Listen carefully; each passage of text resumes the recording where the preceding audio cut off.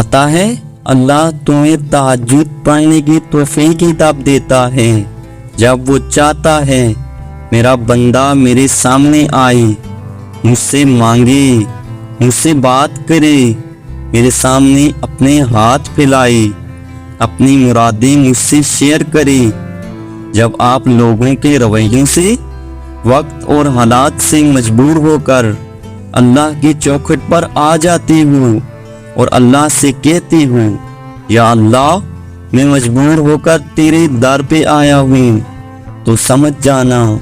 یہاں سے تم کبھی بھی خالی ہاتھ واپس نہیں جاؤ گے۔ یہاں سے آپ کا وقت بھی بدلے گا، لوگ بھی بدلیں گے اور حالات بھی، اور دیکھنا آپ کی ہچکیاں مسکراہٹوں میں بدلیں گی، اور پھر ایسا ہوتا ہے کہ یہاں سے اللہ آپ کو تہجد تک لے آتا ہے، اور سمجھ جاؤ کہ اب دیر ختم ہو گئی اور اب صلے کا وقت آ گیا،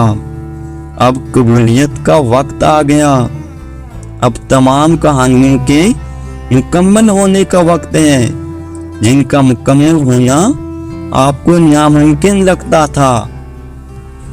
جو محبتوں کا بادشاہ ہے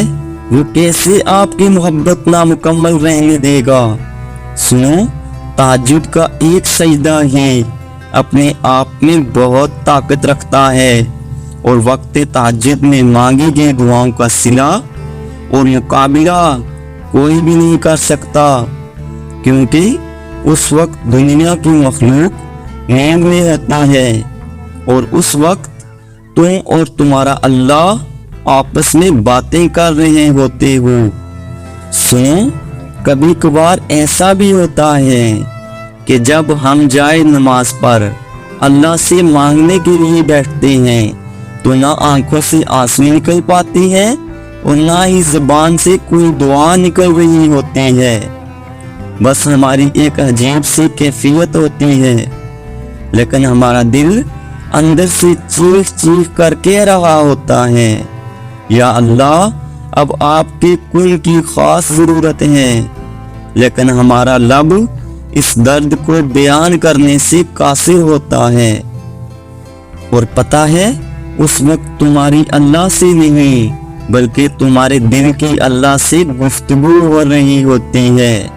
اس وقت تمہارا دل اندر سے ٹوٹا ہوا خود اللہ سے فریاد کر رہا ہوتا ہے، تو اس وقت اللہ خود تمہاری مدد کا وسیلہ بنا دیتا ہے۔ تمہارے لبوں کی یہ خاموشی اللہ کے یہاں شور مچا دیتی ہے، اور یہ خاموشی فریاد کرتی ہے یا اللہ یہ بندہ درد سے تڑپ رہا ہے، اس کو شفا دے دے، اس کے لیے کن فرما دے۔ جب آسمان تمہاری آواز سے لرز اٹھتا ہے تو سوچو اس رب کی کیفیت جس نے قرآن میں فرمایا کہ میں تو شیرگ سے بھی زیادہ قریب ہوں۔ سنو، جب تمہاری خاموشی کا شور عرش تک پہنچ سکتا ہے، اسے کیا تمہارے دل میں رہنے والا اللہ نہیں سن سکے گا؟ قرآن میں بار بار ارشاد ہوتا ہے وہ اللہ سب سنتا ہے، وہ سب جانتا ہے، وہ تو انسان کے دلوں کے حال تک جانتا ہے، اور پھر جب وہ سننے پر آئے تو معجزے کرتا ہے، اس کے معجزوں میں بڑی طاقت ہے، اور پھر میرا اللہ وہ سب کچھ عطا کر دیتا ہے جس کا ذہن و گمان میں بھی نہیں ہوتا، اور اسی میں بہتری بھی ہوتی ہے۔